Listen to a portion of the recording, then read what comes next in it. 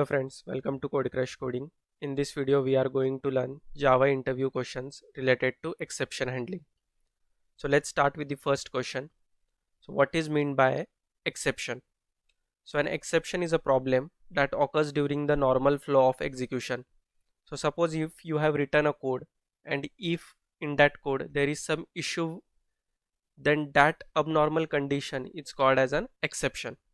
A method can throw an exception when something happens at runtime. So at the compile time there is no error reported, but when something happens at the runtime, then that is called as exception at the runtime. If that exception couldn't be handled, then the execution gets terminated before it completes the task.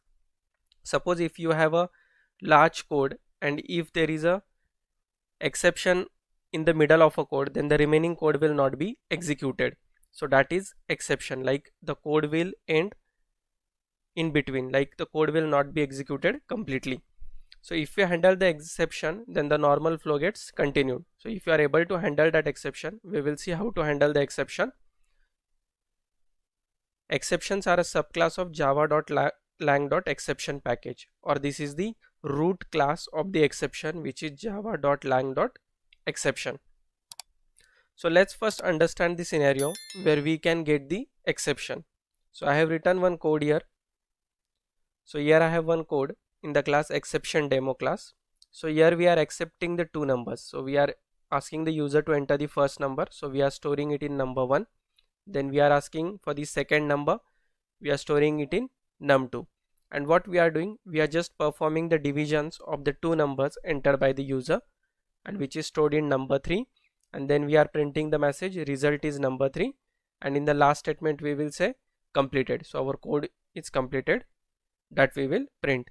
Now let's run this code. So there is no error, right? The code is compiled correctly here. So we are getting the message enter first number. So we have entered the number first as, let's say, 10, and enter the second number as 5. So what will be the output? 10 divided by 5, it will be 2, and we are getting the message as completed. So this is a normal execution of a code without any errors. But suppose the second scenario, we entered the first number as 10 and now enter second number, and let's say user entered second number as 0. So we know division by 0 is not possible. So what will be the output in this case? So we have entered the number 2. So see, we are getting here the error message. So this is the exception thrown here. So what is the exception thrown here? Exception in thread main. So inside this method we have exception, which is java.lang.arithmetic exception division by 0 at exception main exception demo.java 10. So here on this line we are getting the exception, and we have not handled this exception, right? So once the exception has occurred, the remaining statements are not executed. If you see, we didn't get this print message here. So that is the drawback of the exception, that your code will get terminated before it completes the task. So how we can execute this code to show the user like the code get executed, but we can print the exception message. So how to do this? With the help of this syntax. So these are the some keywords that you need to understand in the exception handling. First one is try, second one is catch. So actually a try block surrounds a code which will throw an exception. So in our scenario, the exception can be thrown here, right? If the user does not provide the correct input, then at that time the exception or the error will be thrown, right? So these statements could be enclosed inside the try block, and catch block is used to caught that particular exception. Let's understand these terms in detail. So that is our second question. What are the exception handling keywords in Java? So basically there are 3 exception handling keywords: try, catch, and finally. So what does this try blocks do? When a risky code is surrounded by a try block, an exception occurring in the try block is caught by catch block. Try can be followed either by catch or finally or both, but one of the block is mandatory. So you can enclose the risky code inside the try block, and after the try block, the code must be followed either by catch block or finally block. So catch block is followed by a try block. If you don't provide a catch block, then you need to provide the finally block after the try block, and exceptions are caught inside this catch block. And the third term is finally. So this is followed either by try block or catch block. So the sequence is, first there should be a try block, it should be followed either by catch or finally, and the finally block should always be followed by either a try block or catch block, and this block gets executed regardless of an exception. So generally cleanup codes are provided here. Suppose if there is a exception inside a try block, then only the code will reach to the catch block, because exceptions are caught here, right?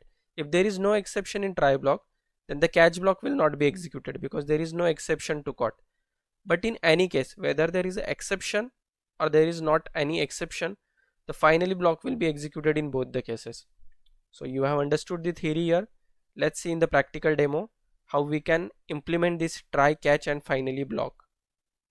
So here inside this code, let's handle the exception now. So we know that this is the root cause for the exception, right? When user inputs the incorrect data. So what we will do, we will enclose this entire thing inside the try block. So let's say here try. So let me close the try block here. So this is my try block, okay? So try block will have the values until this point. Now what we will do, we are getting an error, right? What does the error says? Let's understand that. So here says syntax error, insert finally to complete block statement. So either a try block should be followed by catch or finally block, right? So we will say here catch. So here we are getting a catch block, and once you have a catch block, it gives you the root class, which is exception, and the object of that exception class E. And what you can do, you can just print a exception message here, sysout, and you can say E dot get message. Now there is no error in our code, right? Because we have inserted the catch block after the try block. And what error we are getting here? We are getting this error because num3 we have declared inside this block. As this is a local variable for this block, it is not accessible outside this class. So what I will do, I will have the statement inside the try block only, and let's have a finally block as well. So we will have all these keywords, try, catch and finally. So finally, and we will have this message inside the finally block, okay? So here we have message. Now let's run this code. So we are getting here message enter first number. So our control is here. So inside this try block, okay? So the first number, let's say I enter here is 20, and second number I enter here is 10. So here there is no exception, right? Because 20 divided by 10, the output will be 2. So there is no exception. So here you can see result is 2. So here the code control is there, and after that no catch block is executed because there is no exception to handle, but finally block is executed which says completed. So finally block will be executed in both the cases, if there is an exception and whether there is not any exception. Now let's see the second case. Let's say we enter the first number as 10 and second number as 0. Now there is an exception, so the code should terminate, right? But we have handled the exception now, so that's why the code will not terminate, it will executed completely. Now let's see.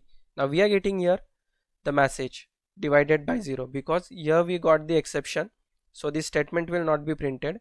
So code is directly coming to the catch block, and here we have printed the message, right? So which says divide by 0 error, or divide by 0 message is printed for this exception E, and here you can see the finally block is executed after that. So we are getting a message as completed. So in this way the try, catch and finally block should be provided in a code to handle the exception. Another thing you can do here, you can provide a exception which is precise one, like this is the root class, right? Exception is the root class for all the exception. So here we have the arithmetic exception, so you can write here arithmetic control space, so you will be suggested with arithmetic exception. So here you can see there are different exceptions like array index out of bound exception, array store exception. So here I will say arithmetic exception E, and this is the object of arithmetic exception now, and we will say e dot get message. Now let's see what different output we get. So enter first number, let's say 8, then divide by 0. So see, we are getting divide by 0 and completed because exception class contains this arithmetic exception. So we are getting this similar message here, e dot get message divide by 0. Now let's take another example to have a different exception now. So let's create a new class, new class, and let's say we want to understand the exception array index out of bound exception. Let's say class name is array demo. We want the main method, finish. Okay, so this is our class now. What we will do, we will create one array. So let's say we have a string of array, string. Let's say name of array is ARR, and we have some values inside it. Let's pass two values. So first one is, let's say, Java, and second one is Python. So these are my two values inside this array, and we know array index position starts from 0. So array of 0 will be Java, array of 1 will be Python. So let's print that. So I will say here sysout.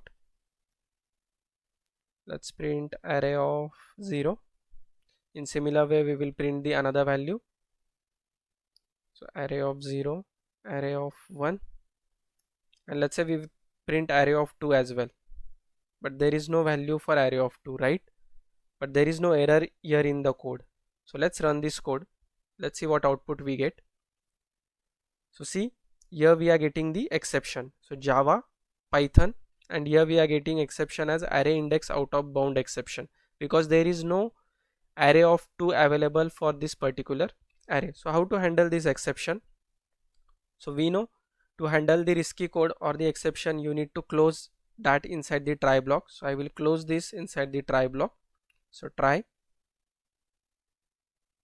and after the try you need to insert the catch block to catch the exception. So I will say here catch. Inside this catch block we will print a message. Let's print sysout. We will say here invalid index passed, and let's run this code now. So see, our code is executed successfully now. There is no error here which says here invalid index passed, because for this case there is no value available inside this array, and we have handled this exception and we are not getting any abnormal termination of a program. So I hope you have understood the basic concept about the exception handling and the three important terms here: try, catch, and finally. In the next video we will see in more details about the exception handling. So that's it in this video. Thank you for watching.